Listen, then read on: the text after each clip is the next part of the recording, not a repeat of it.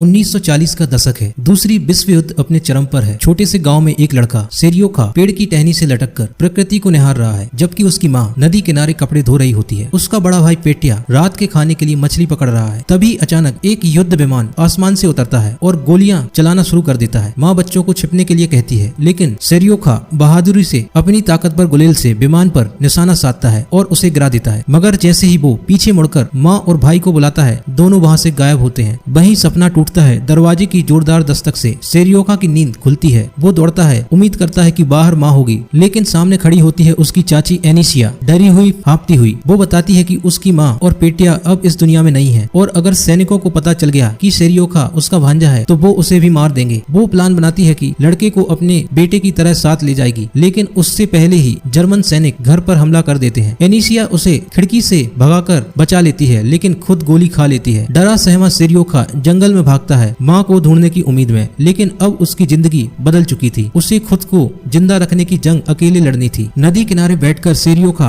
पानी पी रहा था कि अचानक कुछ सैनिकों की आहट सुनाई देती है। बीते हाथ से अब भी उसकी आंखों के सामने ताजा है, इसलिए वो तुरंत छुपने की जगह ढूंढता है। कुछ मिनटों तक वो एक विशाल पेड़ की जड़ों के बीच दुबक जाता है, लेकिन तभी उसके पास एक सांप आकर फुफकारता है। दिल थामे बैठा बच्चा बिल्कुल भी हिलता नहीं है, क्योंकि उसे डर है कि अगर आवाज की तो माँ और भाई जैसी मौत उसका भी इंतजार कर रही होगी। उधर सैनिक आग जलाते हैं, खाना खाते हैं और फिर कुछ घंटों बाद वहां से चले जाते हैं। जैसे ही माहौल शांत होता है, सेरियोखा उस डरावने सांप से बचकर बाहर निकलता है। भूख से बेहाल बच्चा सैनिकों के पीछे छूटी एक टीन की डिब्बी उठाता है, शायद उसमें कुछ खाने को मिल जाए। कई दिन बीत जाते हैं। अब वो इतना कमजोर हो चुका है कि चलना भी मुश्किल हो गया है। रास्ते में कुछ जंगली फल मिलते हैं, मगर तभी ऊपर से बम गिरने लगते हैं और वो फिर भागता है। शाम होते होते बारिश शुरू हो जाती है, लेकिन अब उसके अंदर शेल्टर ढूंढने की भी ताकत नहीं बची। कुछ घंटों बाद दो रूसी सैनिक उसे जमीन पर बेसुध पाते हैं और कैंप में ले जाते हैं। वहां उसका स्वागत करता है कमांडर कुजेंटोसोव, जो तुरंत अपने आदमियों को हुक्म देता है, इसे खाना दो और इसका ख्याल रखो। उसी दिन से बच्चे को नया नाम मिलता है, सर्गे।